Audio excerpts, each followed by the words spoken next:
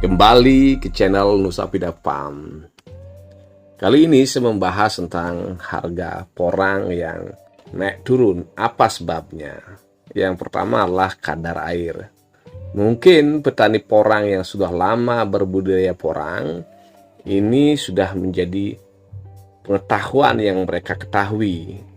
Kadar air menyebabkan harga porang bisa naik atau turun. Kalau kadar airnya masih tinggi di bulan Maret, April, dan beberapa daerah di bulan Mei, harganya masih relatif murah. Itu karena pabrik takut ketika dia beli porang di harga misalnya tinggi, ketika dia slicing atau dia iris-iris menjadi chip, itu penyusutannya juga banyak. Biasanya kalau kadar airnya masih tinggi, itu kadar penyusutan sampai 85%. Artinya 100 kg basah bisa menjadi 15 kg kering chip saja. Nah, itu menyebabkan. Yang kedua, tentunya lah ketika kadar airnya tinggi, pabrik atau pengiris ini akan membutuhkan tenaga lebih banyak, baik ovennya maupun sinar matahari yang lebih banyak untuk mengeringkannya. Nah, ini menyebabkan dengan biaya yang tinggi, dengan pendapatan yang lebih rendah, tentunya dia akan murah. Itu. Yang kedua adalah tingkat refraksi atau tingkat kepadatan umbi dan kadar glukomanan tiap wilayah. Nah, saya sempat diskusi dengan Paidi, si Master Porang Indonesia, bahwa dari Ngawi sampai ke timur, Bali, NTB, NTT itu porang relatif bagus. Mungkin kadar fosfatnya relatif bagus. Tetapi kalau Ngawi ke Sumatera itu relatif kurang lah, seperti itu ya katakan. Artinya apa? Refraksi maupun kadar glukomanannya tidak lebih baik dengan Ngawi sampai ke timur ini. Artinya porang di wilayah-wilayah yang saya sebutkan tadi, yang baik tentunya para pengepul, para pabrik ini akan cek dia kadar glukomanan dan refraksinya. Ini yang menyebabkan nanti setiap kilogram umbinya itu lebih mahal ketika jadikan tepung ataupun ketika diiris.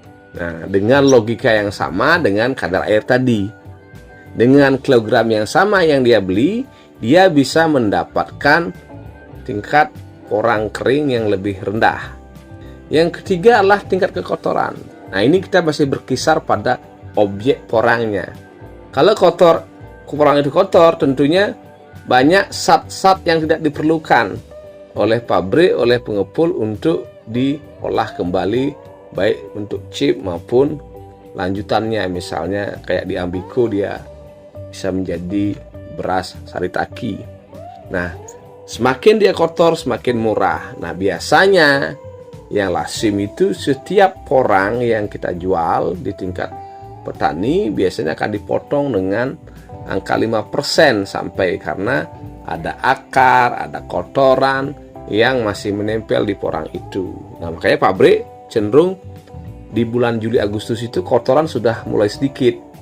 Yang keempat, harga porang naik turun itu juga disebabkan oleh rantai pasok. Kalau rantai pasok itu kan pengertiannya petani menghasilkan porang, kemudian ke pengepul, dijual ke pengepul, pengepul ke pengiris misalnya, pengiris ke pabrik, pabrik olah atau ekspor langsung, seperti itu. Kalau rantai pasok ini ada masalah, ini menyebabkan harga porang anjlok. Kemudian kalau kita bicara ekspor ke Cina itu komoditi pertanian kita di stop karena COVID, bukan karena porangnya. Tidak hanya terbatas pada porang, kopi dan lain sebagainya. Untung porang ini karena sangat dibutuhkan, dia ke Thailand dulu. Ke Thailand, kemudian Thailand diolah dan akan dikirim ke Cina. Artinya pembatasan rantai pasok ini menyebabkan permintaan itu menjadi agak tersendat, sehingga dia harga menjadi turun atau sebaliknya bahkan naik kalau lancar. Kemudian kita bicara kebijakan negara. Nah, ini kebijakan negara levelnya G2G, government to government atau bilateral.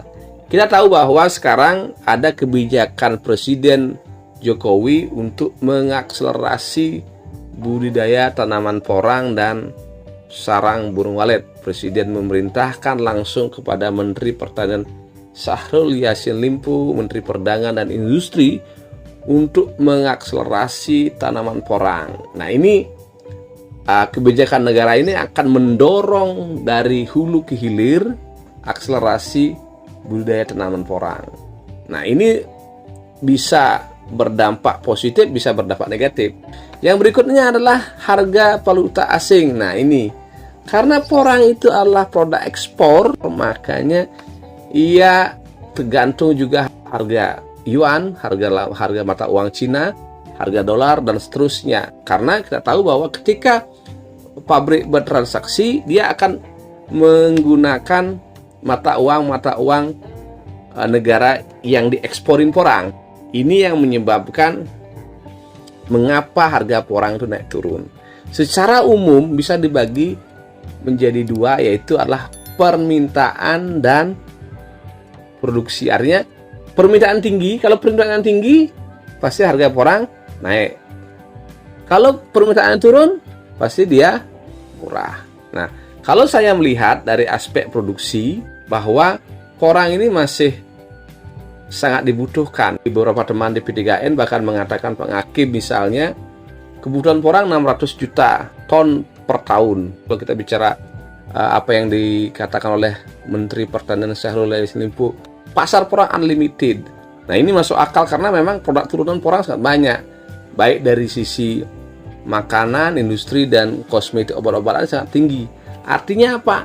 Porang ini kalau kita bicara permintaan masih tinggi dia.